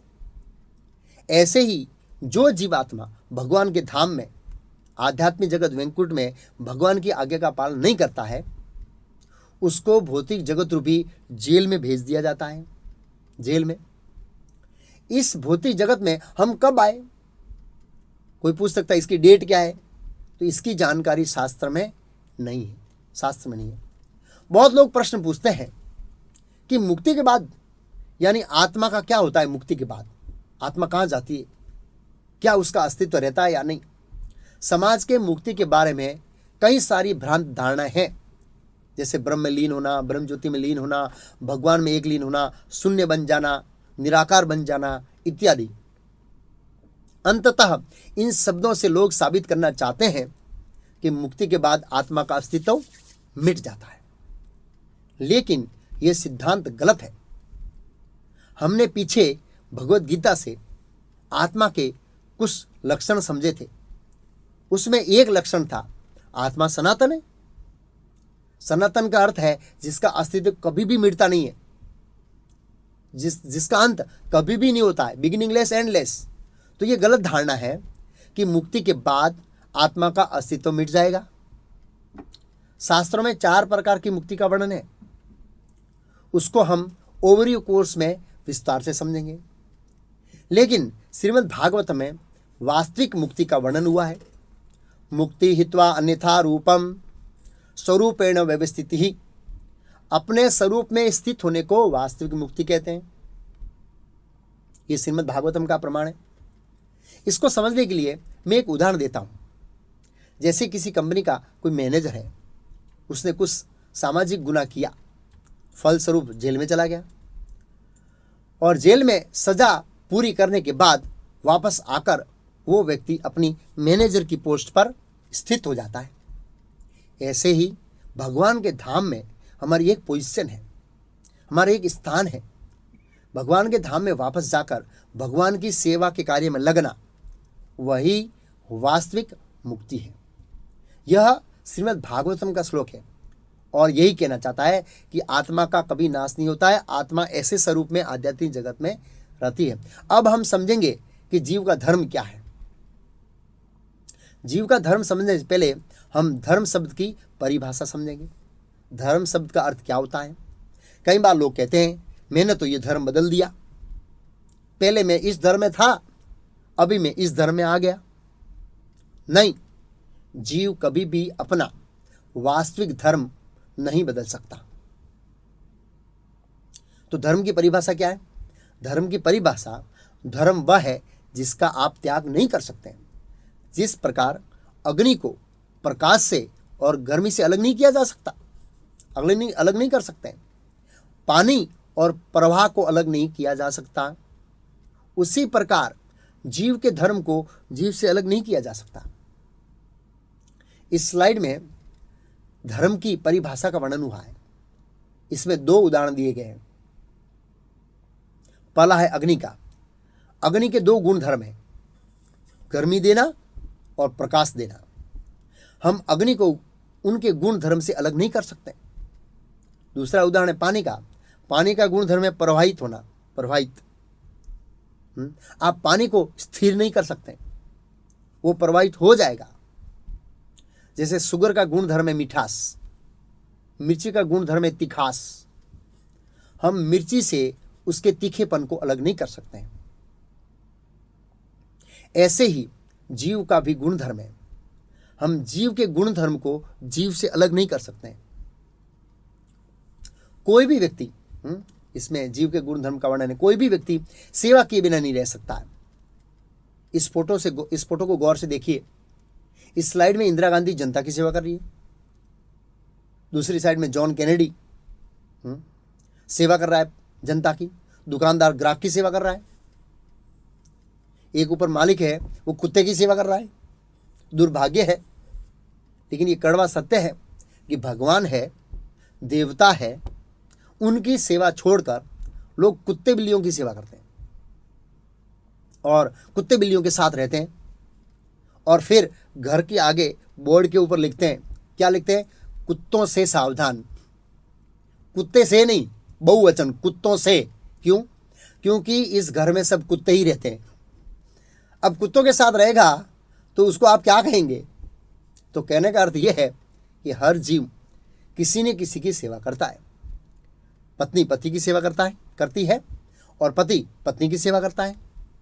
माँ बाप बच्चे की सेवा करते हैं, बच्चे माँ बाप की सेवा करते हैं, स्टूडेंट टीचर की सेवा करता है और टीचर स्टूडेंट की सेवा करता है।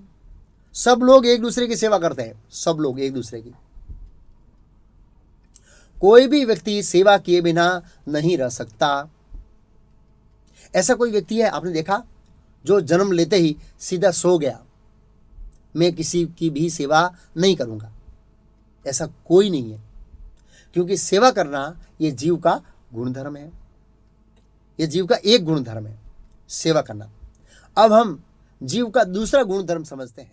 कोई भी व्यक्ति प्रेम और सेवा किए बिना नहीं रह सकता। जीव का जो दूसरा गुणधर्म है वो है प्रेम करना। कोई भी जीव प्रेम किए बिना नहीं रह सकता।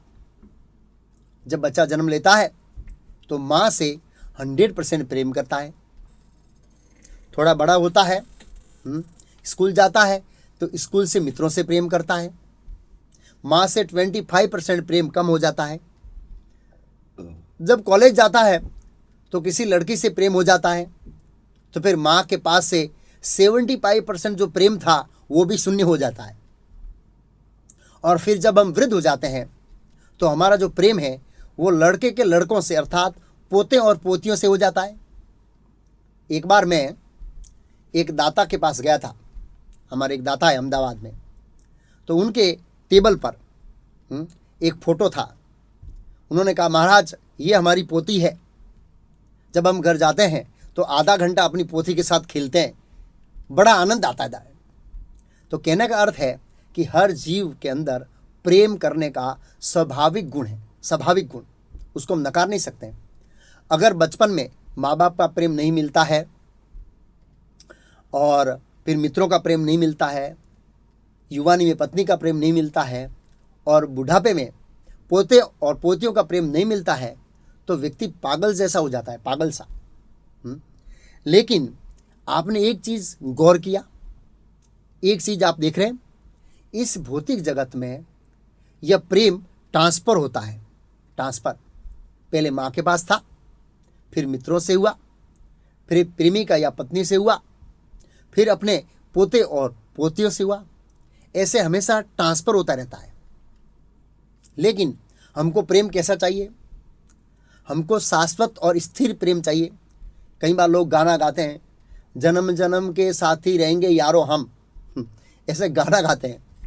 लेकिन इस भौतिक जगत में 50 या 60 साल से ज़्यादा हमारा प्रेम नहीं टिकने वाला है, नहीं रहने वाला है। इस भौतिक जगत में जितने भी हीरो हैं वे सभी मरेंगे और जितनी भी हीरोइन है वे भी मरेगी। सब हीरो एक दिन जीरो हो जाएंगे, लेकिन हमको एक ऐसा हीरो चाहिए जिसको हम प्रेम करें और हमारा प्रेम शाश्वत रूप से टिका रहे। तो ऐसा हीरो कौन है? ऐसे हीरो के बारे में हम तीसरे दिन में चर्चा करेंगे, तीसरे दिन में। लेकिन प्रेम और सेवा करना यह जीव का गुणधर्म है। परंतु इस भौतिक जगत में सेवा और प्रेम दोनों ट्रांसफर होते हैं। सेवा भी ट्रांसफर होती है। छोटे होते हैं तो माँ बाप की सेवा करते हैं, थोड़े बड़े होते हैं तो गांव की सेवा करते हैं, फिर और बड़े होते हैं तो राज्य की सेवा करते हैं, फिर और बड़े होते हैं तो देश की सेवा करते हैं। सेवा भी बदलती है, लेकिन हमको ये दोनों स्थिर चाहिए, स्थिर। अगर हम कोई शाश्वत व्यक्ति से प्रेम करेंगे तब हम पूर्ण संतुष्टि और आनंद के साथ रहेंगे।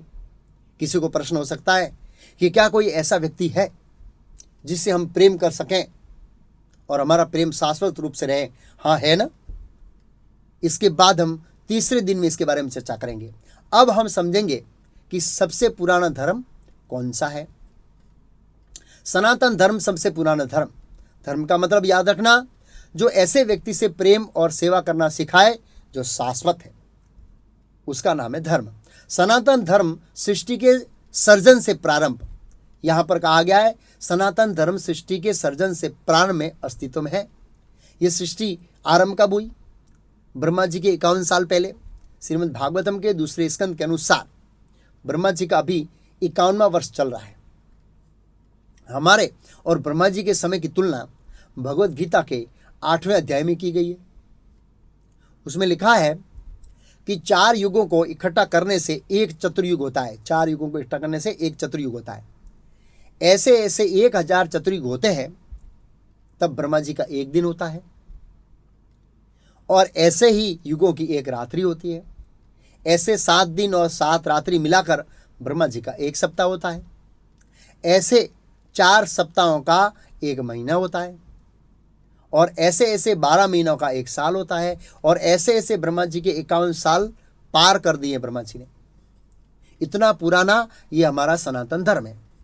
भगवत गीता अर्जुन को कही गई 5000 साल पहले। जो भगवत गीता है वो भगवान कृष्ण ने आज से 5000 साल पहले कुरुक्षेत्र के युद्ध भूमि में अर्जुन को कही थी।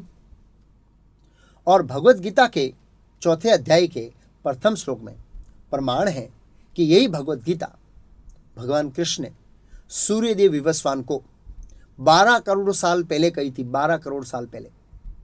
ऐसा नहीं है कि भगवत गीता की शुरुआत आज से 5000 साल पहले हुई। भगवत गीता तो करोड़ों करोड़ों युगों से अस्तित्व में है। फिर भगवान बुद्ध 2500 साल पहले आए थे और बौद्ध धर्म की स्थापना की थी। ईसाई धर्म 2000 साल से अस्तित्व में है, अर्थात जीसस क्राइस्ट आज से 2000 साल पहले आए थे। इस्लाम धर्म 1300 साल से अस्तित्व में है। मोहम्मद पैगंबर आज से 1300 साल पहले आए थे। तब से ये इस्लाम धर्म इस दुनिया में है।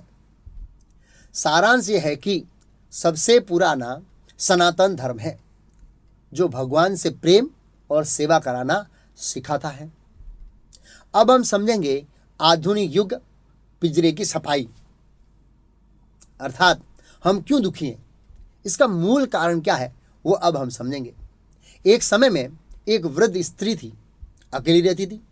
टाइम पास करने के लिए बाजार में कुछ खरीदने गई तो उन्होंने एक तोते को सोने के पिंजरे में देखा, बैठा हुआ देखा, तो वो खरीद कर घर पर ले आई। रोज सुबह उठकर उस पिंजरे को वो पॉलिश से साफ करती थी। लेकिन थोड़े दिन के बाद तोता मर गया तो पिंजरे को लेकर दुकानदार के पास गई और गुस्से से बोली, ले तेरा पिंजरा, नहीं चाहिए। दुकानदार ने पूछा, क्या हुआ? उसने कहा, अरे तेरा तोता तो मर गया। दुकानदार ने बहुत ध्यान से देखा तो पिंजरा तो बहुत चमक रहा था, लेकिन तोते को दाना नहीं डाला, इसलिए तोता बेचारा मर गया। हमारी स्थिति ऐसी है, हम क्या करते हैं, ये शरीर रूपी पिंजरे को रोज साबुन वाबुन तेल वेल लगाकर मालिश वालिश क्रीम व्रीम लगाकर चकाचक रखते हैं, साफ रखते हैं, लेकिन आत्मा रूपी तोता जो अंदर बैठा है उसको हम खाना नहीं देते हैं। इसलिए हम सब मरे हुए जैसे लग रहे हैं। इस शरीर का खुराक है राइस, दाल, सब्जी, चपाटी, रसगुल्ला इत्यादि, लेकिन आत्मा का खुराक आध्यात्मिक जीवन है। हम आत्मा को खाना नहीं देते हैं, इसलिए हम अंदर से असंतुष्ट और दुखी हैं। लेकिन आप किसी व्यक्ति को पूछेंगे आप कैसे हैं, तो जवाब देगा अरे मजे में हूं। बोलने वाला दुखी है, से असंतुष्ट और दुखी है। लेकिन आप किसी व्यक्ति को पूछेंगे आप कैसे हैं, तो जवाब देगा अरे मजे में हूं। बोलने वाला दुखी है, फिर भी वो ऐसा क्यों कहता है कि मैं मजे में हूं? इसको समझने के लिए एक स्टोरी कहूंगा। एक बार एक शहर में सर्कस आया था। बहुत सस्ता सर्कस था, केवल 4 आने में 25 पैसे में, जिसके कारण बहुत भीड़ लग गई और बहुत लंबी लाइन लग गई। तब मैनेजर ने अनाउंस किया कि इस सर्कस को एक ही व्यक्ति देखेगा। जब वो सर्कस देखकर बाहर निकलेगा फिर दूसरा व्यक्ति अंदर जाएगा। तो पहला व्यक्ति तो बड़ा खुश हो गया, अकेला देखूंगा, कोई परेशानी नहीं होगी। सब लोग लाइन में खड़े हो गए। अंदर जाने का और बाहर निकलने का दरवाजा पास पास, इधर अंदर जाना और इधर बाहर निकलना पास पास ही था। पहला व्यक्ति अंदर गया, वहां दारा सिंह जैसा एक बॉक्सर, बहुत बड़ा हट्टा कट्टा आदमी बैठा था। उसने पूछा सर्कस देखना है? तो बोला हाँ। तब उस बलवान व्यक्ति ने उसको बहुत मारा, डिशुम डिशुम डिशुम, बहुत पिटाई किया। सर्कस देखने वाले ने कहा अरे भाई आप सर्कस दिखाते हैं या पिटाई करते हैं? बलवान व्यक्ति ने कहा 4 आने में सर्कस ऐसा ही होता है। तब सर्कस देखने वाले ने, उस व्यक्ति ने सोचा कि मैं ऐसा भूत जैसा बनकर बाहर निकलूंगा तो लोग मेरे पे हंसेंगे, लोग बोलेंगे तुम सर्कस देखने गया था या मार खाने के लिए गया था। उसने क्या किया, बाल बाल ठीक किया, मिट्टी मिट्टी ऐसे ठीक किया, हा हा हा हा हंसता हुआ इधर से बाहर निकला, हंसता हुआ। तो इधर जो लाइन में खड़े थे उन्होंने सोचा कि लगता है उसको सर्कस में बहुत मजा आया है, आनंद आया, बहुत मजा आया होगा। दूसरा व्यक्ति अंदर गया, वही बॉक्सर वहां पर खड़ा था, उसने उसकी भी पिटाई की। दूसरे व्यक्ति ने सोचा कि मेरे से आगे वाला व्यक्ति सर्कस देखा क्योंकि वो हंसता हुआ बाहर निकला था और मैंने मार खाया। अगर मैं बाहर जाकर कहूंगा कि मैं मार खाकर आया हूं तो लोग मुझ पर हंसेंगे, कहेंगे यार तुमसे अगले वाला व्यक्ति तो सर्कस देखकर आया, तुम मार खाकर आए। इसलिए उसने भी ऐसे बाल बाल सब ठीक किए, मिट्टी मिट्टी झाड़ा और हा हा हा हा हंसते हुए इधर से बाहर निकला। सब लोग अंदर गए, सब लोग मार खाकर आए, किसी ने बताया नहीं कि अंदर क्या हो रहा है। हमारी स्थिति ऐसी है, हम समाज में बहुत सारा मार खा रहे हैं, इस दुनिया में अंदर से बहुत दुखी है, लेकिन कोई पूछता है कैसे हो तो कहते हैं मजे में हूं। अगर ऐसा नहीं कहेंगे तो सामने वाला कहेगा सब लोग मौज मजा कर रहे हैं, सब लोग एंजॉय कर रहे हैं लाइफ को, तुम अकेला दुखी हो। इसलिए व्यक्ति अपने दुखों को छुपाता है। लेकिन आप थोड़े नजदीक जाओगे तो अपने दुखों की लिस्ट निकालेगा। कहने का भावार्थ यह है कि हम सब इस दुनिया में दुखी हैं। दूसरा है, माया हमको सुखी होने का लोभ देती है, एडवर्टाइजमेंट करती है कि अगर आप यह चीज खरीद लेते हैं तो आप परम सुखी हो जाएंगे। एक बार मैं किसी के घर में बैठा था, वहां पर टीवी में जॉनी लीवर की एड चल रही थी। तो उसमें ऐसे बताया था कि एक व्यक्ति मर जाता है तो उसको 2 दीवालों के बीच ले जाया जाता है, एक इधर दीवाल है और एक इधर दीवाल है। एक साइड में इधर स्वर्ग लोक लिखा है और दूसरी साइड में इधर नरक लोक लिखा है। और उस दीवार के ऊपर एक पर्दा लगाया हुआ है अथवा टीवी लगाया हुआ है, उसमें जैसे फिल्म का ट्रेलर बताते हैं ना, ऐसे अंदर क्या हो रहा है, दोनों साइड में दोनों दीवानों पर ट्रेलर चल रहा था, ट्रेलर दिखाई दे रहा था कि अंदर क्या चल रहा है। तो सबसे पहले इसने स्वर्गलोक की ओर देखा, तो उसमें सब निराश होकर ऐसे बैठे थे, सूखे राइस खा रहे थे ऐसे। इधर नरक में देखा तो लड़का लड़की डांस कर रहे हैं, शराब पी रहे हैं, ऐसे जबरदस्त म्यूजिक चल रहा है। उस व्यक्ति ने सोचा इधर मजा आएगा, स्वर्ग में मजा नहीं आएगा, नरक में मजा आएगा, क्योंकि उसका ट्रेलर बहुत अच्छा है। तो नरक का दरवाजा खुलता है, दे धड़ाम अंदर। ऐसे ही वो अंदर गया है, उसको पैर पकड़ के गरम गरम तेल के अंदर उसको कढ़ाई में डालते हैं और उसको फ्राई। अरे बाप रे, मर गया। क्या हुआ? अरे भाई, आप तो बाहर इतना अच्छा ट्रेलर दिखाते हैं लेकिन अंदर इतनी पिटाई कर रहे हैं। तो उसने कहा अरे भाई, वो बाहर वाला जो ट्रेलर था ना, वो तो हमारा एडवर्टाइजमेंट डिपार्टमेंट था, एडवर्टाइजमेंट नहीं करेंगे तो कौन आएगा। हमारी स्थिति भी ऐसी है, हम इस भौतिक जगत की एडवर्टाइजमेंट से प्रभावित हो जाते हैं, एड से प्रभावित हो जाते हैं। वो एडवर्टाइजमेंट मिथ्या होती है, लोगों को फंसाने के लिए होती है। कई बार हमें टीवी में बाम की एडवर्टाइजमेंट आती है, बाम की ऐड आती है, कैसे कमर दुखती है, वो दादी माँ ऐसे चलती है, जैसे ऐड लगाती है सीधी होकर चलने लगती है। ऐसा होता है क्या? नहीं होता है। कई बार घर घंटी की एडवर्टाइजमेंट आती है, ऐसे फुल्का रोटी बनती है, एकदम फुल्का ऐड में, लेकिन वास्तव में नहीं बनती है, ऐसी कड़क बनती है कि चबा चबा कर दांत में दर्द शुरू हो जाता है। तो ये सब मिथ्या एडवर्टाइजमेंट है। आत्मा को कोई भी वस्तु, भौतिक वस्तु सुखी नहीं कर सकती। कई बार हम ऐसा सोचते हैं कि अगर ये चीज मुझे मिल जाए तो मेरा जीवन धन्य हो जाएगा, अर्थात मेरा जीवन सुखी बन जाएगा, लेकिन ऐसा नहीं होता है। जब रेखा जवान थी, अब तो रेखा की चेहरे पे रेखाएं पड़ गई, लेकिन जब रेखा जवान थी तो लोग रेखा का फोटो रखते थे ऐसे और देखते थे, अगर रेखा की शादी मेरे साथ हो जाए तो मेरा जीवन धन्य हो जाएगा। क्या हुआ मुकेश अंबानी का, सॉरी मुकेश अग्रवाल का। मुकेश अग्रवाल क्या हुआ? जिसकी शादी रेखा से हुई, बेचारा पहली रात में पंखे के नीचे लटकर मर गया, आत्महत्या कर ली। उसका जीवन धन्य क्यों नहीं हुआ? पूरी दुनिया रेखा के पीछे पागल थी। तो ये सब भ्रम है कि ये चीज हमको सुखी करेगी। मेरे पास रेखा का फोटो नहीं हो, मैं उदाहरण दे रहा हूँ, ये मेरा लाइसेंस है, मैं उदाहरण दे रहा हूँ।